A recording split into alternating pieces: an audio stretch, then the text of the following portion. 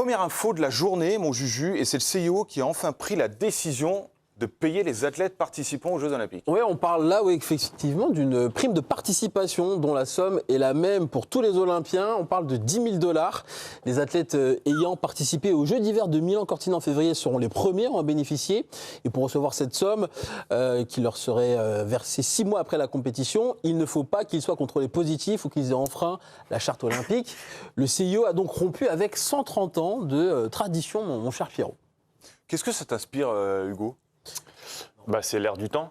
Je crois que voilà, aujourd'hui, on le voit dans plusieurs sports, les athlètes demandent à être de plus en plus rémunérés. Je prends l'exemple de la Ryder Cup au golf, c'est aussi un événement légendaire pour eux et où les golfeurs n'étaient jamais payés lors de cet événement. Et à la dernière Ryder Cup, les Américains ont dit ça suffit. Nous aussi, on veut avoir droit à un peu plus d'argent par rapport aux droits TV, par rapport à tout ce que vous arrivez à générer. On le voit aussi avec les joueurs de tennis. À Roland-Garros, ils ont commencé à se manifester en disant qu'ils voulaient plus par rapport à ce que les événements génèrent grâce aux athlètes. Voilà, c'est dans l'air du temps. Je ne sais pas si c'est bien ou pas. On peut continuer légitime. Il faut que tu précises, c'est bien pour une partie. Parce que là, tu prends des exemples de sports où il y a quand même beaucoup d'argent. Mais c'est surtout pour la partie qu'on ne voit pas beaucoup, pour les athlètes qu'on ne voit pas beaucoup, que c'est très intéressant. Là, pour les Jeux Olympiques, je ne pense pas que Simone Biles ait besoin de 10 000 $. Et pourtant, elle sera éligible. Oui, non, mais c'est bien, ils le font pour tout le monde. Mais c'est normal que ça soit pour tous. C'est surtout, pour tous les petits athlètes qui travaillent dur dans l'ombre pendant 3 à 4 ans. Là, c'est une vraie. Il faut voir ça comme pour une récompense, en fait. Tu vois, parce que là, tu pas l'air d'accord. Non, c'est pas que je suis pas d'accord, c'est juste que je trouve ce renversement de situation assez ironique en sachant que la présidente de la CIO s'est positionnée il y a quelques semaines en disant, Kirsty Coventry, qui a dit que pour elle, il ne devait pas y avoir d'argent dans les Jeux Olympiques, qu'elle a été une athlète longtemps, elle courait pour le Zimbabwe, elle expliquait que non, il ne faut pas d'argent dans les Jeux Olympiques, et donc je ne sais pas trop si c'est son intervention qui a fait bouger les choses. Donc en tout cas, ce qui est sûr, c'est que c'est un beau petit retournement de veste. Tant mieux, elle est dans le bon sens. Elle est dans le bon sens, la veste, je trouve, parce qu'il y a énormément de sportifs et d'athlètes qui ont besoin de cette rémunération. Les Jeux, ça génère une économie énorme, là où les athlètes sont les premiers acteurs et pourtant ceux qui en bénéficient le moins. Et je pense évidemment à des sportifs, je dis n'importe quoi, le taekwondo, le tir à l'arc, à tous ces sports, ou même les sports d'hiver aussi, à tous ces sports, parce que ça va être appliqué sur les Jeux de Milan en premier lieu. Donc moi, je pense à tous ces sports qui ont besoin d'argent. Donc je trouve que c'est une très très belle initiative. Maintenant, c'est juste que je ne comprends pas encore trop les règles. Je sais que tous les athlètes seront éligibles à avoir cette somme.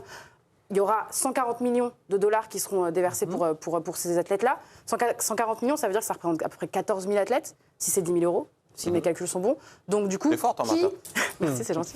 Du coup, qui va avoir cette... En fait, il faut candidater. Une fois que les Jeux Olympiques sont passés, il faut candidater. Comment ils vont décider qui a le droit, qui n'a pas le droit? Moi, c'est ça où j'ai un peu de flou et je ne sais pas trop comment ça va se passer. D'accord. Tu parlais tout à l'heure du CIO qui a un petit peu changé de son fusil d'épaule. Effectivement, en février dernier, souvenez-vous, lors des Jeux de Milan-Cortina, plusieurs biathlètes suédois s'étaient insurgés sur le manque de rémunération à cause du CIO, visiblement. Elvira Heuberg, elle disait quoi? Je trouve ça vraiment inadmissible. On participe aux Jeux Olympiques, mais nous ne pouvons même pas montrer certains de nos propres sponsors.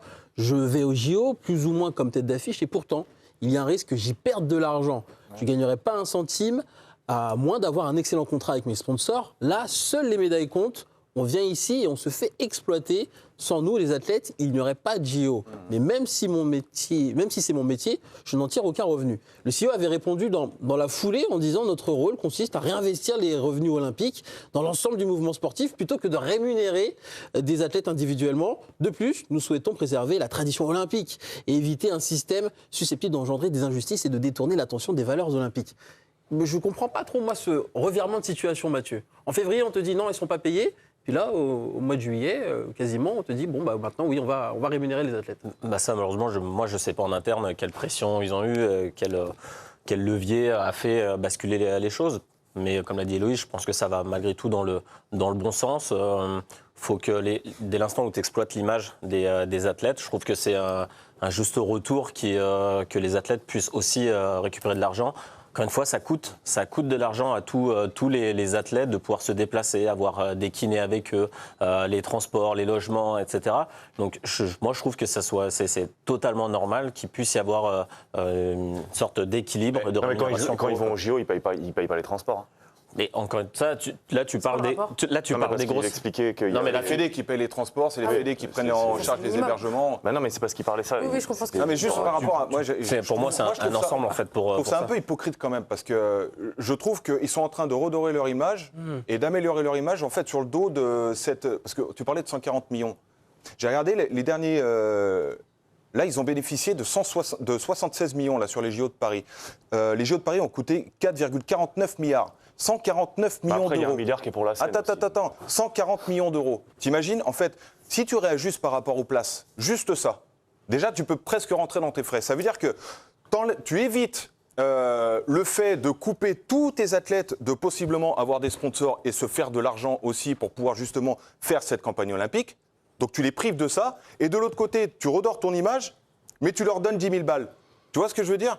Je trouve que pour eux, les 140 millions sont largement investis d'une manière fantastique pour pouvoir passer pour des gentils et rendre service à tout le monde. Et d'un autre côté, continuer de priver les athlètes de pouvoir justement générer de l'argent à côté. Pour moi, il y a deux choses différentes. La première, ce qu'expliquait Julien et ce que disait l'athlète suédoise, si je ne m'abuse, c'est qu'en fait, il y a des sports qui se chevauchent par rapport aux Jeux Olympiques. Tu prends les Jeux Olympiques d'hiver, c'est entre la Coupe du Monde de biathlon.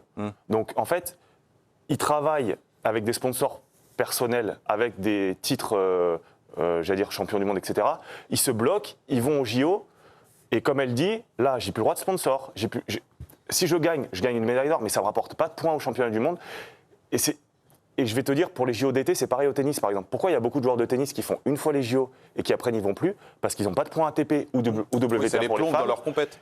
C'est-à-dire que tu as la saison ATP ou WTA avec des joueurs qui sont auto-entrepreneurs, qui doivent gérer leur saison par rapport à ce qu'ils vont gagner et ce qu'ils vont dépenser tout au long de la saison. Au milieu de ça, tu leur mets les Jeux Olympiques, où ils ne gagnent pas d'argent, et où ça ne leur récupère aucun point ATP ou WTA pour les femmes. Oui, mais là, l'enjeu sportif était censé être au-dessus de l'argent. Mais c'est pas vrai. C'est pas les bénévoles. Oui, mais le problème, ça, je comprends, le problème, c'est que par exemple, sur des sports d'esprit. mais c'est pour ça qu'il y a deux poids, deux mesures, c'est que tu as le côté olympique, et j'aimerais bien qu'on soit tous crédules en se disant c'est Coubertin, c'est magnifique les JO, et puis après tu as la réalité financière d'athlètes qui ne peuvent pas se permettre de partir 15 jours ou 3 semaines au JO et d'abandonner 2 tournois ATP ou WTA parce que ils sont ric-rac pour pouvoir rentrer à l'US Open en fin de saison, ou aux Jeux d'hiver, une biathlète qui est ric-rac pour essayer de passer pour le championnat du monde. Tu vois, c'est des choses qui sont un peu personnelles. Une saison pour un athlète, en règle générale, en sachant qu'une Olympiade, c'est 4 ans.